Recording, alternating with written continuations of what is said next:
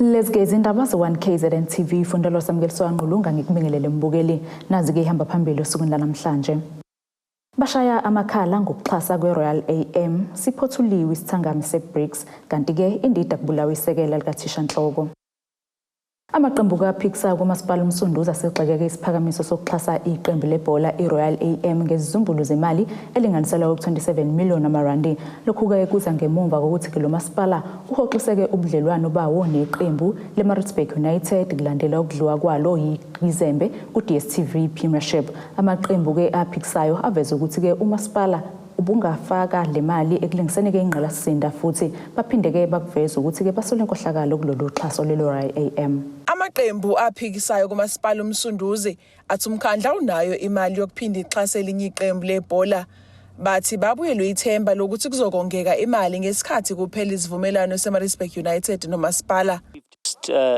Cancelled the sponsorship, the regular sponsorship of Maritzburg United, especially at a time when we're under administration. We should be implementing cost containment policies and obviously saving funds where we should be putting to basic service delivery. When you're under administration, there is a cost containment policy in place for a reason, and that's to make sure that basic service delivery under the financial circumstances are carried out. We cannot afford to sponsor soccer clubs. We cannot afford to sponsor anyone that's not a non-profit organisation. We need to make sure that service delivery is executed. Thina njenge-IFP asizake sivumelane naleso siphakamiso ngesimo samasipala wethu seyimali. Akekho ngazi ukuthi umasipala wethu useyinkingeni ezinkulu ngemali, siyahluleka ukuqoqa imali okufanele ngabe siyayiqoqa yalezi insiza esuke sinikezela abantu kakhulukazi njengogesi namanzi.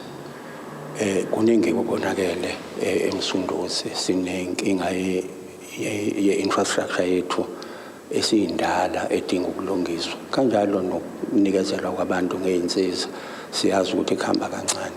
Sikubuka kuyimali enkulu kakhulu le u-27 million ukuthi singanikezela private company ngemali yabakhokhi bentela. Laba bathi abanankinga ukuthi kusetshenziswe inkundla ezemidlalo iHerigwala bathi futhi iqembu leRoyal AM lingalekelela umkhandlu ngokuningi kepha hayi ukuthi linikezwe imali. Asinankinga neRoyal AM ukuthi izosebenzisa iHerigwala.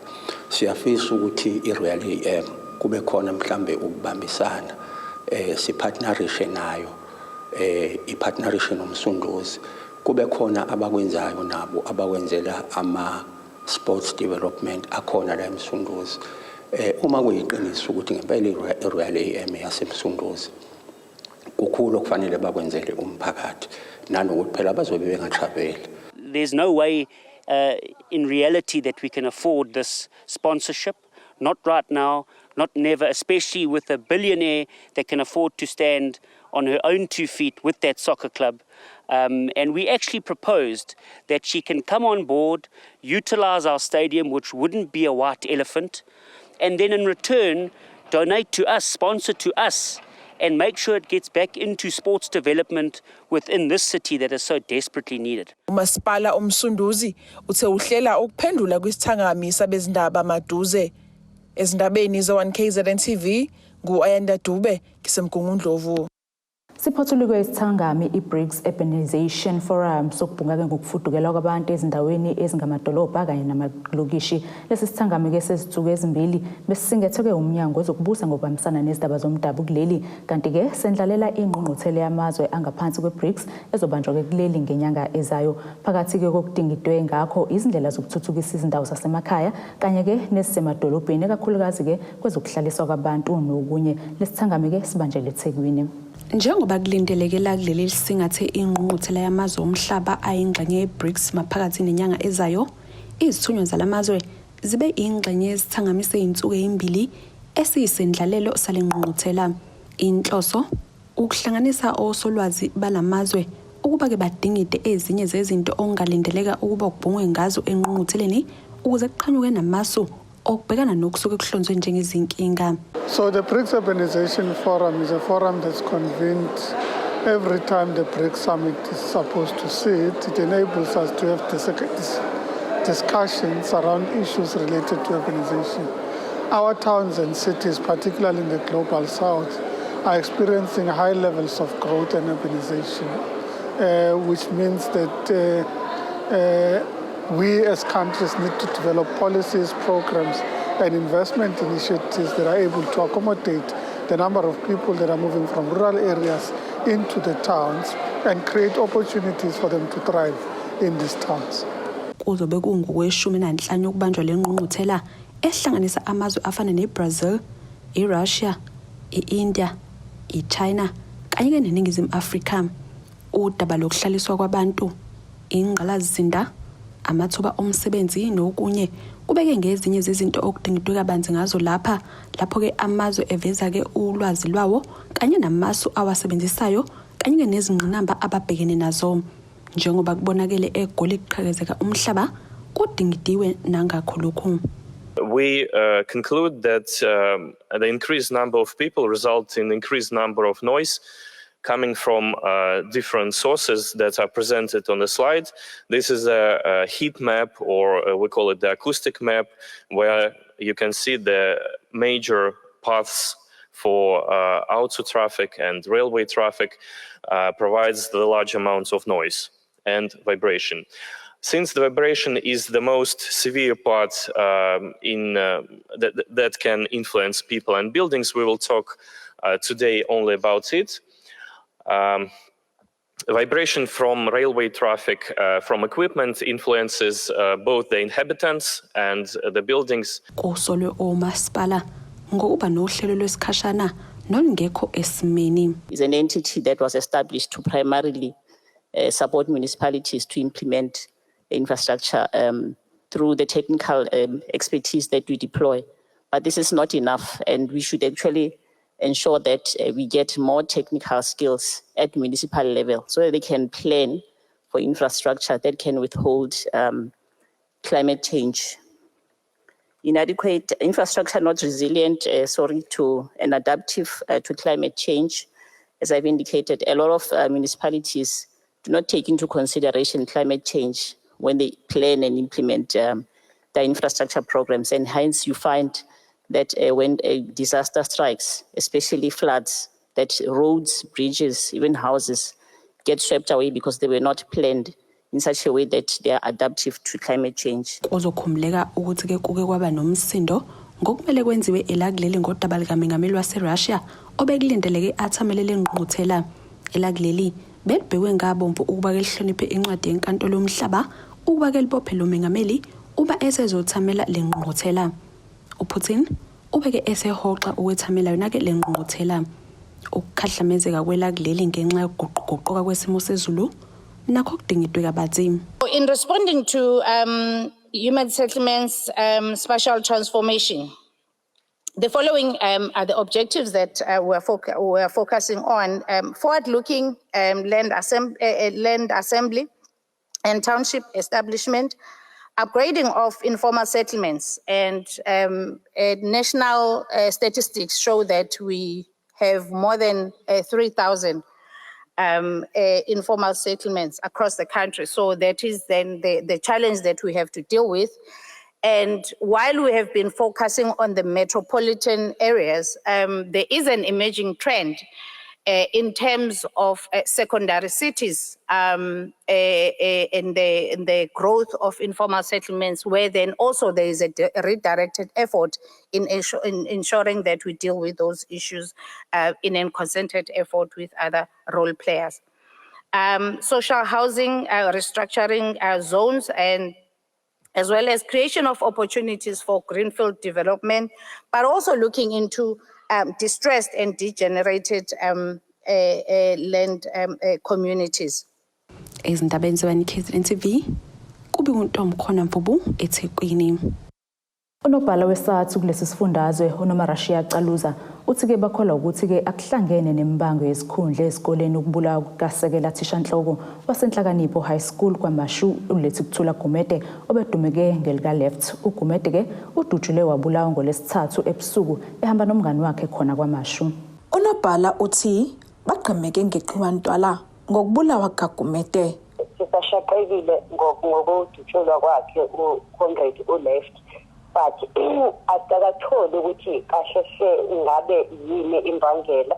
Besathembe kona ukuthi amaphoyisa azosheshisa enze i-investigation, especially because imoto yona itholakalile, because besinento yokuthi mhlasimbe bekuyi-hijacking njengoba bemthole esemgaqweni and nemoto bayithatha. So siye saba nomcabango ukuthi mhlasimbe hijacking, kodwa okusolisayo yibona ukuthi uma ngaba hijack isikhathi esikhulu uma ubanikeza imoto ayibi khona inkinga ukuthi bathathe imoto nje uma bedubule so as to scare the person.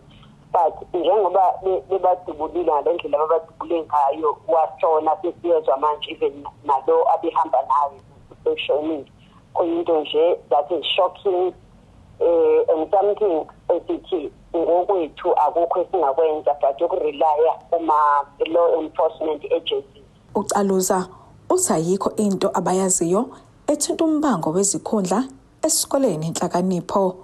Kwindaba beyokuthi ngikho ngabe yini ebibangwa nibakwenzakalani okwamanje akukho lutho esilaziyo ngoba uComrade uLeft lo-deputy principal esikoleni asebenza kusona, futhi akukho post ekhona nasesikoleni leso nanoprincipal okhona bekungekho nkinga nje ngoba ipost kade ekhona e-comfortable ukuthi abe deputy principal esikoleni sakhe ngokwendlela esazi ngayo nangokwe-briefing futhi esiyitholayo esikoleni sakhe nje ku-stable. We really don't believe ukuthi it has anything to do with isikole noma izinto zama-post.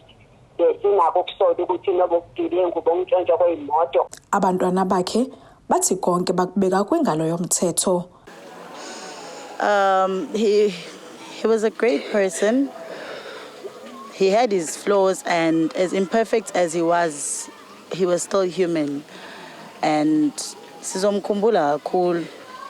Anele is more hurt than any of us because uhlale kakhulu yena nobaba.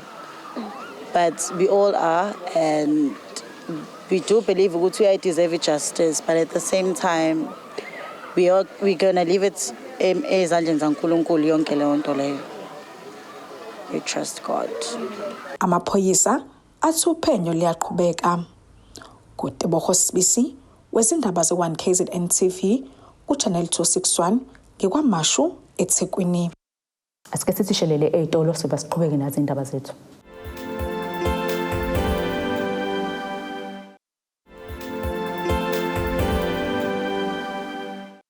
Siyakwamukela ke mbukeli mangabe ubukela indaba ze1KZNTV nazi ke sithi zona ehamba phambili. Bashaya Amakhala ngokuxhasa kweRoyal AM siphothuliwe isithangami seBRICS kanti ke indida kubulawa isekela likaThishanhloko.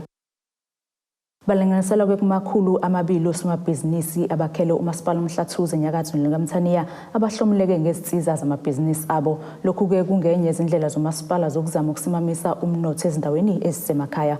Osomabhizinisi abahlomulile bathi lokhu ke kuzobasiza kakhulu ekuthenike bakwazi ukusimamisa amabhizinisi abo. Lokhu ke bakusho ngesikhathi kuqhubeka umcimbi ololomphakathi empangeni edolobheni. Intsha engosomabhizinisi abasafufusa abasuka ngaphansi omasipala uMhlathuze ibonakala iphuma ihleka yodwa emcimbini kamasipala obubanjelwe empangeni okuzoyinikelela ngezinsiza kusebenza.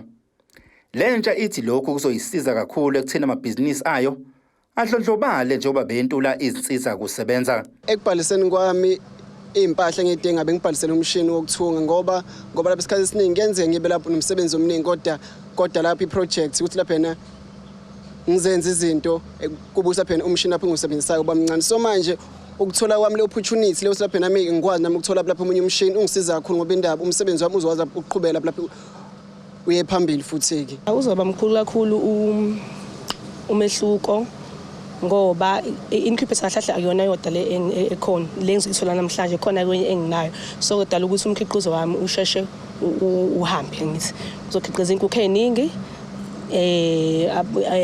thini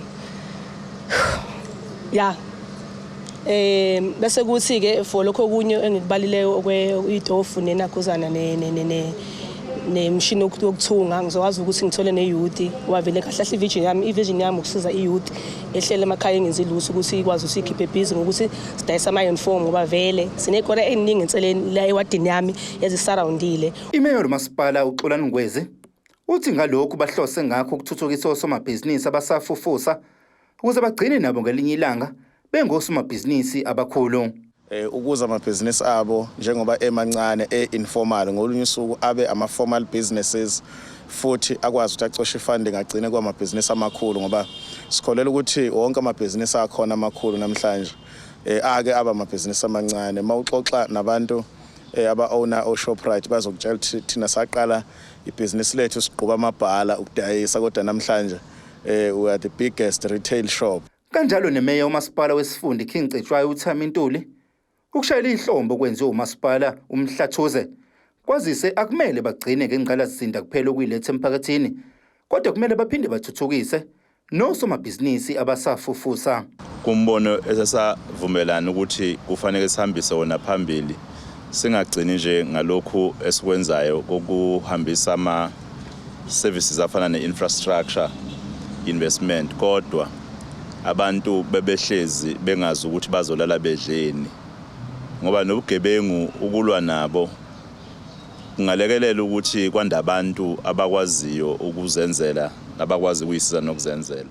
Phakathi kwamabhizinisi ahlomlile ahlanganisa abakhiqiza izikuku, abaphekayo, abasekutshani, abathungayo, abatshalayo kanye nabanye abaningi.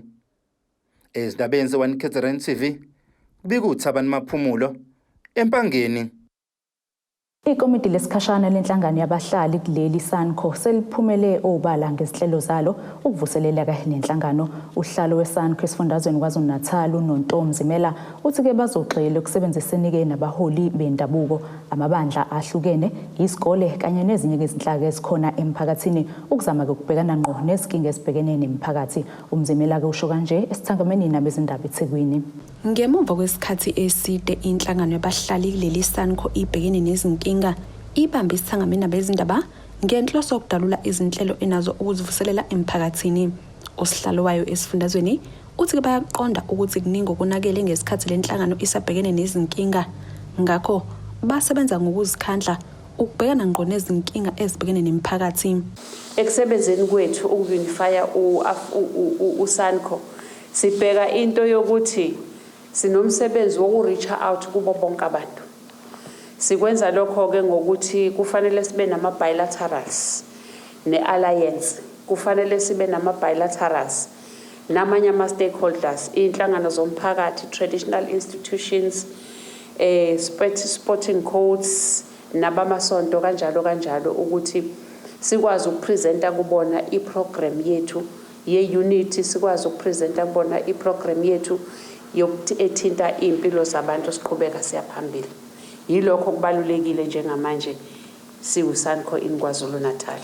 Udaba lokushiswa kwamaloli kalisalanga ngaphandle ezintweni okubhungwe ngazo kulesithangami njengoba iSANCO ithi ke ikholelwa ukuthi ke ukusheshiswa kohlelo lokulungiswa udaba lwezitimela ikona ongasiza noma kunciphise umthamo wamaloli ahambisa impahla emgwaqweni. Kuphinde ke kwabhungwa ngobugebengu obudlalubi nobuhlalise libhojozi zakhamizi ukugqugquzela umphakathi ukuba ke ubambe iqhaza okhethweni okulindeleke libanjwe kunyaka ozayo nokunye. Leli thimba lithi ke ukungabibikho kwalolu hlaka kwenzeke abaphethe emandleni banethezeka. Ukuba khona kweSANCO nokuba active kwethu kubalekile ukuthi ungazi ubona njengoba kuthulo likuseze waguqa ngamadolo nje. Kuze kubonakala amaphotha sezaguqa ngamadolo sikhona. So ilezi zinto na ukuthi ibhedlela kufanele sisukume sibuke ukuthi ibhedlela ziphetheke ngendlela okuyiyona yona yini. Ezikoleni ingane zidla ukudla kufanele zikudle yini. Azidla ubhontshisi kusukela Monday kuze kuba uFriday. Into ezidla ke abantwana bethu lapha kubalansile yini. So yilokho esithi ungabikho kweSANCO noba kweSANCO kwenza nabaphethe emandleni bengahlali bemi ngamazonzwane umuntu evele ehlale nje ethi dek. Ikakhulukazi lento yobugebengu obenzeka ezweni lakithi esithi kufanele sisukume njengabahlali sikhulumisane nohulumeni ukuthi noma amaphoyisa sebabophile abantu nezinkantolo futhi nazo aziwenze phela umsebenzi wabo abantu begwetshwe ngendlela ebafanele. Kuzokhomleka ukuthi le nhlangano ike yabasematheni ke ngemuva kokuqoka kwaloyo obengumengameli wakulelo Jacob Zuma njengosihlalo wayo, kepha lobo buholi baphinde ke bahlakazwa njengoba ke sekuqokwe obesikhashana. Laba bathi ke sebebhalelile ubuholi bukaKhongolose kuleli ukuze ke bezethule kubo ngokusemthethweni kanye ke nesilo. Baphawuleke nangodaba lokubuyiselwa esikhindini kukaMsholozi. Waye ejele njengoba wayegwetshiwe, wahamba wayodonsa. Umthetho wasemajele iwona owamkhulula. Futhi ngenkathi ekhululiwe akazanga nje echancaze njenganoma muphi umuntu. Wahlala wadonsa isigwebo sakhe ekhaya ngoba wayelela ukuthi waqhubeka phela uMsholozi wasidonsa isigwebo sakhe esesekhaya. Waze wasiqeda isigwebo njengokuyalela kwakhe ngokukhulula kwakhe ngalohlelo akhululwa ngawo ukuthi usaboshiwe kodwa usezoqhubeka edonsela ekhaya njengomuntu onempilo ebuthakathaka. Sithi ke njengama-Afrika ushilo nobhala wathi ikhehle likwenze konke la kulandela konke ofanele likulandele selihlunywazelwane manje. Ezindabeni ze-1KZNTV kubi kuntombi khona Mpubu eThekwini. Umeya kumasipala iDumbu Sibusiso Mkhabelo uthi ke bazobathathela izinyathelo ezinqala abadayisa utshwala bengalandeleke imigomo ebekiwe kanye nabaphuzela ke ezindaweni zomphakathi ngendlela ke engekho emthethweni. Umkhabela usho kanje kuyingxoxo ekhethekile nethimba lezindaba emva komhlangano okubuhlanganisa inhlaka zokuphepha obekuhloswe ngawo ke ukuqhamuka namasu okulisana ke nobugebengu emphakathini. Siyakubingelela kade ninomhlangano obuhlanganisa izinhlaka ezihlukene ebeyikhuluma ngodaba lobugebengu. Mhlawumbe ukuba khona kwalomhlangano kuzemva kwaziphi igama ngoba kuyavela ngazuthi izinga lobugebengu linyuke kakhulu eDumbu. Ngibonga kakhulu nje ukuthi sithola ithuba. Sike saba nayo umhlangano ophakathi kwezikhulu zonke eziphethe iziteshi zamaphoyisa endaweni yaseZululand ebeziqale endaweni yasoPhongolo.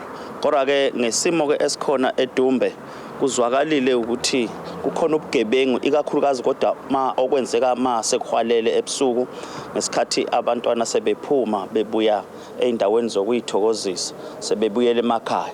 Ingakho ke kube nalesi lomhlangano la esizame khona ukuthi ake sizame sixoxe silungise leso simo.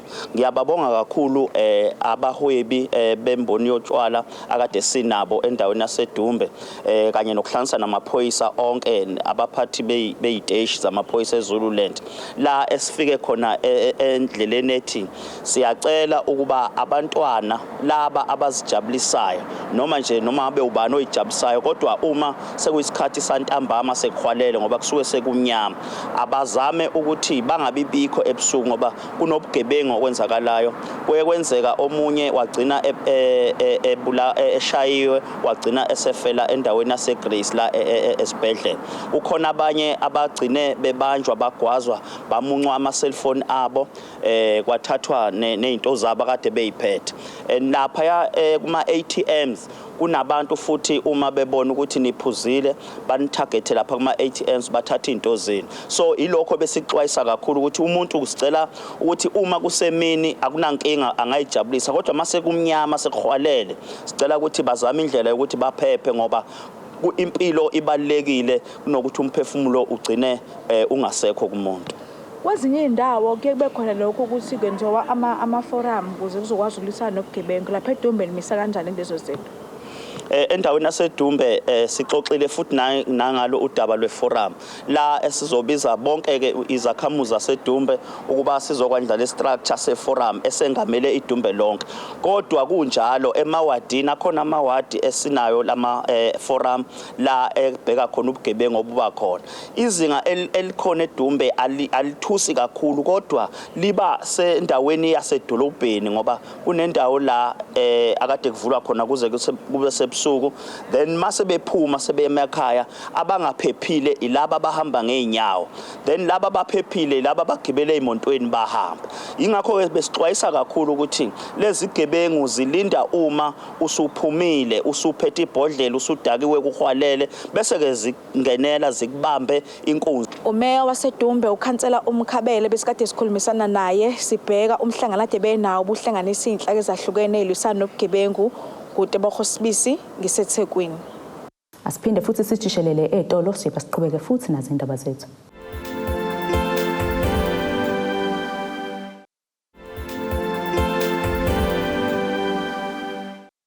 Asiphinde sikwamukele ke mbukeli usabukele indaba ze-1KZNTV nazi-ke besithe yizona ihamba phambili.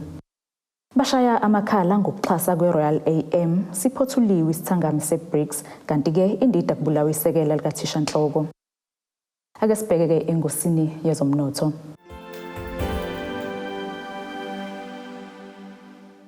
Irandi lakuleli lu-17.86 emaqhathaniswa nedola laseMelika libo 22.84 emaqhathaniswa nopondo waseBrithani libo 19.61 emaqhathaniswa ne-euro yase-Europe igolide lona $1,951.70 ounce kuthiwa ongahlinzwe wona ubo $84.24 umphongolo. Ake sibheke-ke engosini yezemidlalo.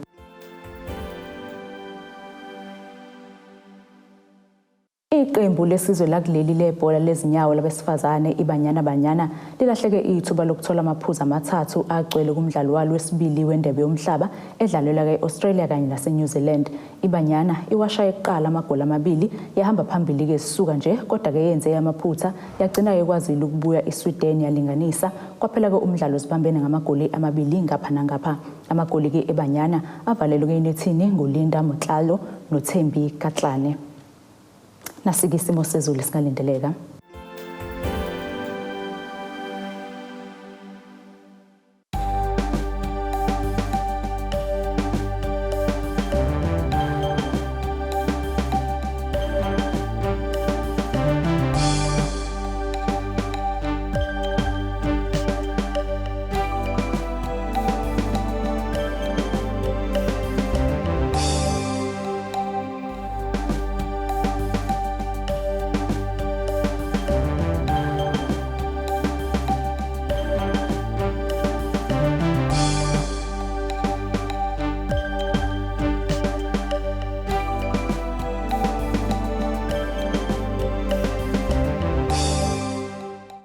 Bukeleke siyaguqa bese kuphathele zona osukwini namhlanje mina nawe sihlangane futhi ngesikhathi esilandelayo. Sala kahle emakhaya.